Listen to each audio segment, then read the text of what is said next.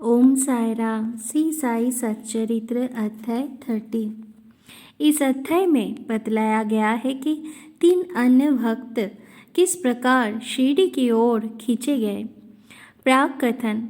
जो बिना किसी कारण भक्तों पर स्नेह करने वाले दया के सागर है तथा निर्गुण होकर भी भक्तों के प्रेम वशी जिन्होंने स्वेच्छापूर्वक मानव शरीर धारण किया, जो ऐसे भक्त वत्सल है कि जिनके दर्शन मात्र से ही भव सागर के भय और समस्त कष्ट दूर हो जाते हैं, ऐसे श्री साईनाथ महाराज को हम क्यों नमन ना करें।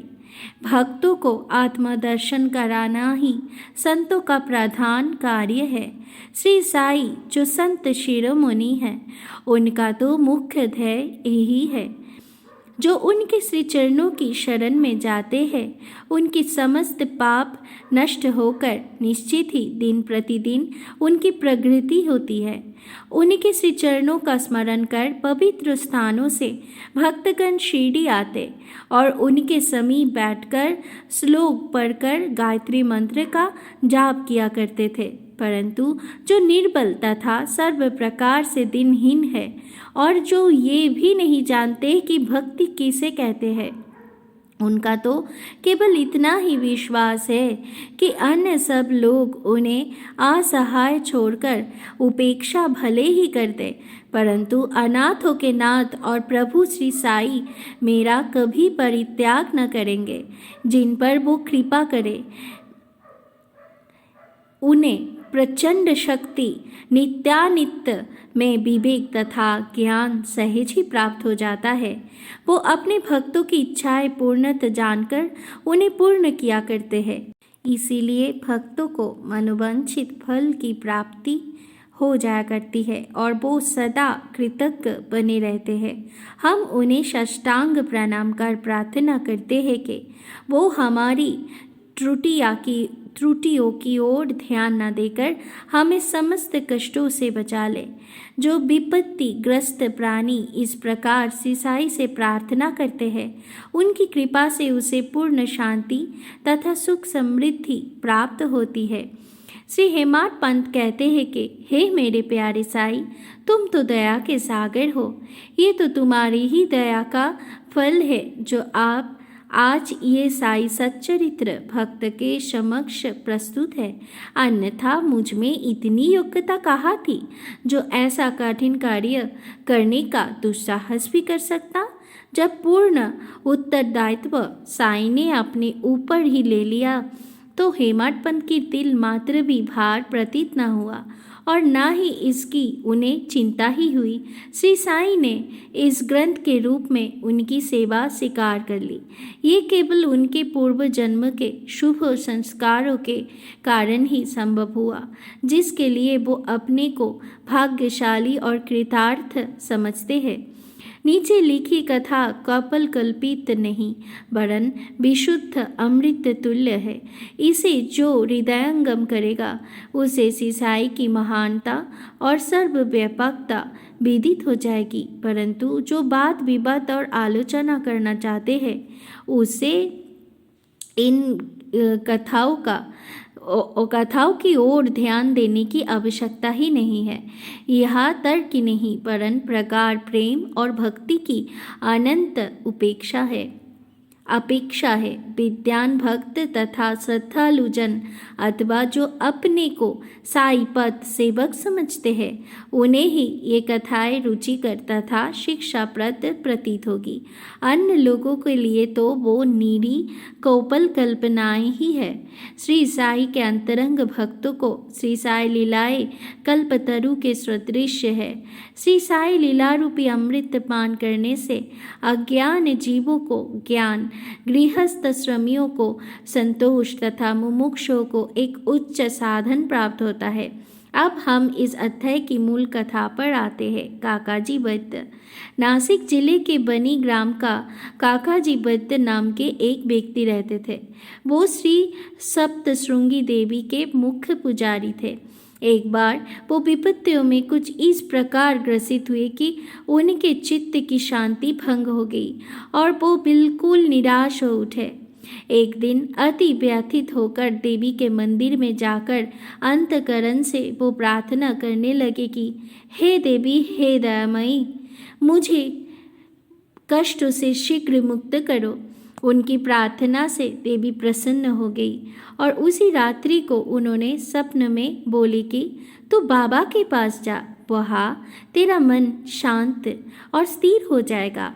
बाबा का परिचय जानने को काका जी बड़े उत्सुक थे, परंतु देवी से प्रश्न करने से पूर्व ही उनकी निद्रा भंग हो गई। वो विचारने लगे कि ऐसे ये कौन से बाबा है जिनकी ओर देवी ने मुझे संकेत किया है। कुछ देर विचार करने के पश्चात वो इस निष्कर्ष पर पहुँचे कि संभव है कि ये त्र्यंबकेश्वर बाबा शिव ही होंगे। इसलिए वो पवित्र तीर्थ त्र्यंबक नासिक को गए और वहाँ रहकर 10 दिन व्यतीत किए। वो प्रातःकाल उठकर स्नान आदि से निवृत्त हो रुद्र मंत्र का जाप कर साथ ही साथ अभिषेक या अन्य धार्मिक कृत्य भी करने लगे, परंतु उनका मन पूर्ववत ही अशांत बना रहा। तब फिर अपने घर लौटकर वो अति करुण स्वर में देवी की स्तुति करने लगे। उसी रात्रि में देवी ने उन्हें पूर्ण स्वप्न में दर्शन देकर कहा कि तू व्यर्थ ही त्र्यंबकेश्वर क्यों गया? बाबा से तो मेरा अभिप्राय था शिरडी के श्री साई सामर्थ्य से। अब काका जी के समक्ष मुख्य प्रश्न ये उपस्थित हो गया कि वो कैसे और कब शिरडी जाकर बाबा के श्री दर्शन का लाभ उठाए। यथार्थ में यदि कोई व्यक्ति किसी संत के दर्शन को आतुर हो तो केवल संत ही नहीं, भगवान भी उसकी इच्छा पूर्ण कर देते हैं। वस्तुतः यदि पूछा जाए तो संत और अनंत एक ही है और उनमें कोई भिन्नता नहीं। यदि कोई कहे कि मैं सत्य ही अमुक संत के दर्शन को जाऊंगा तो इसे केवल दम्भ के अतिरिक्त और क्या कहा जा सकता है? संत की इच्छा के विरुद्ध उनके समीप कौन जाकर दर्शन ले सकता है? उनकी सत्ता के बिना वृक्ष का एक पत्ता भी नहीं हिल सकता। जितनी तीव्र उत्कंठा संत दर्शन की होगी तदनुसार ही उसकी भक्ति और विश्वास में वृद्धि होती जाएगी और उतनी ही शीघ्रता से उनकी मनोकामना भी सफलतापूर्वक पूर्ण होगी। जो निमंत्रण देता है वो आदर आतिथ्य का प्रबंध भी करता है। काका जी के संबंध में सचमुच ही हुआ। श्यामा की मान्यता। जब काका जी शिरडी यात्रा करने का विचार कर रहे थे उसी समय उनकी यहाँ एक अतिथि आया जो कि श्यामा के अतिरिक्त और कोई न था। श्यामा बाबा के अंतरंग भक्त में से एक थे। वो ठीक इसी समय बोनी में क्यों और कैसे आ पहुँचे, अब हम इस पर दृष्टि डालें। बाल्य अवस्था में वो एक बार बहुत बीमार पड़ गया था। उनकी माता ने अपनी कुल देवी सप्तशृंगी से प्रार्थना की कि यदि मेरा पुत्र निरोग हो जाए तो मैं उसे तुम्हारे चरणों पर लाकर डालूंगी। कुछ वर्ष के पश्चात ही उनकी माता के स्तन में दाद हो गई। तब उन्होंने पूर्ण देवी से प्रार्थना की कि यदि मैं रोग मुक्त हो जाऊं तो मैं तुम्हें चांदी के 2 स्तन चढ़वाऊंगी। पर ये दोनों वचन अधूरे ही रहे। परंतु जब वो मृत्युशैया पर पड़ी थी तो उन्होंने अपने पुत्र श्यामा को समीप बुलाकर उन दोनों वचनों की स्मृति दिलाई तथा उन्हें पूर्ण करने का आश्वासन पाकर प्राण त्याग दिए। कुछ दिनों के पश्चात वो अपनी ये प्रतिज्ञा भूल गए और इसे भूले पूरे 30 वर्ष व्यतीत हो गए। तभी एक प्रसिद्ध ज्योतिषी शिरडी आए और वहाँ लगभग 1 मास ठहरे।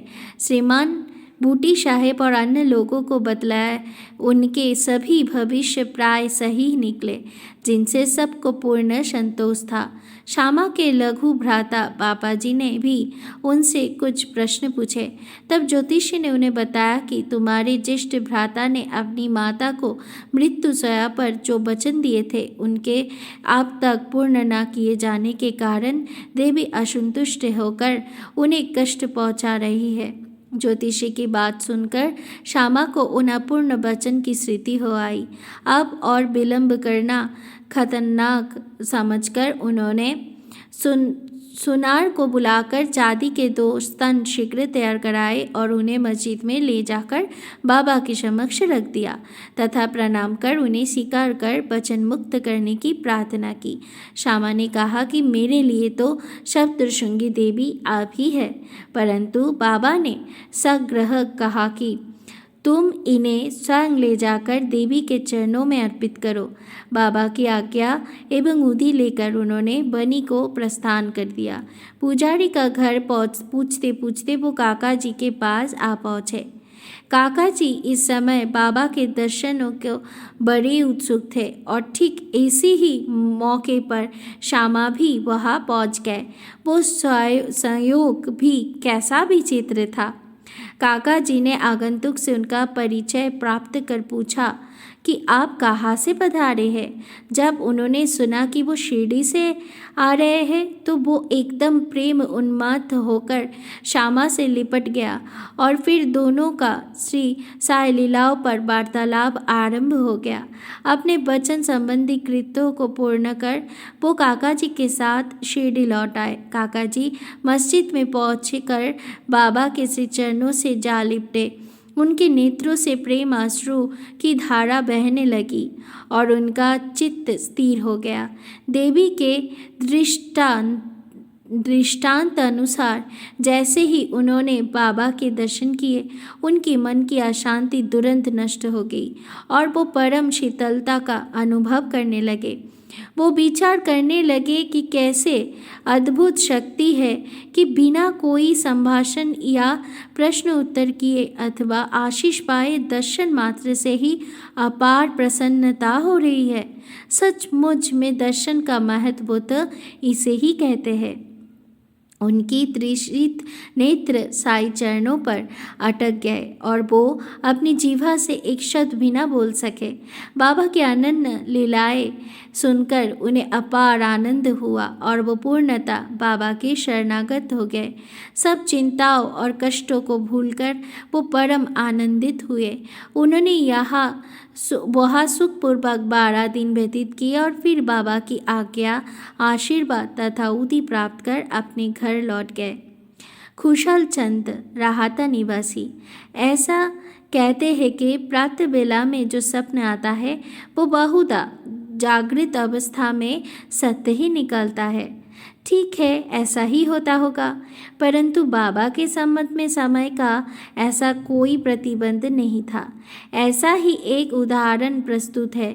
बाबा ने एक दिन तृतीय प्रहर काका साहेब को तांगा लेकर राहता से खुशल चंद को लाने के लिए भेजा, क्योंकि खुशल चंद से उनकी कई दिनों से भेंट ना हुई थी। राहता पहुंचकर काका साहेब ने यह संदेश उन्हें सुना दिया।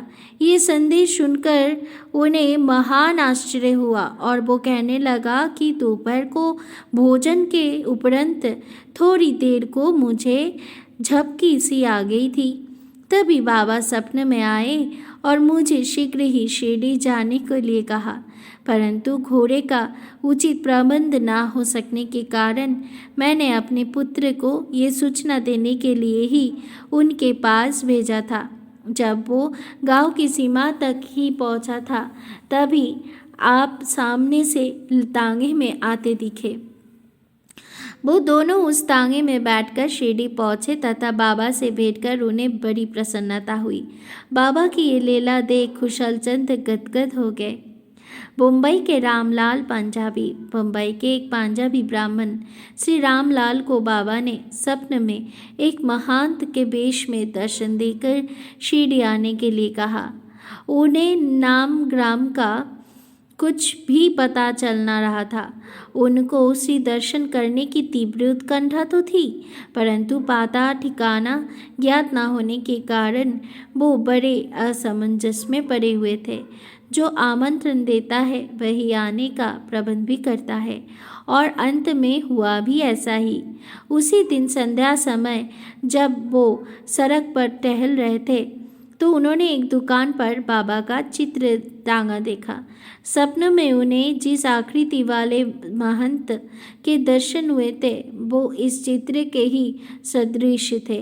पूछताछ करने पर उन्हें ज्ञात हुआ कि ये चित्र शिरडी के श्री साई समर्थ का है और तब उन्होंने शीघ्र ही शिरडी को प्रस्थान कर दिया तथा जीवन पर्यंत शिरडी में ही निवास किया। इस प्रकार बाबा ने अपने भक्तों को अपने दर्शन के लिए शिरडी में बुलाया और उनकी लौकिक तथा परलौकिक समस्त इच्छाएं पूर्ण की। ओम श्री सद्गुरु साईनाथार्पणमस्तु। शुभम भवतु। ओम साई राम।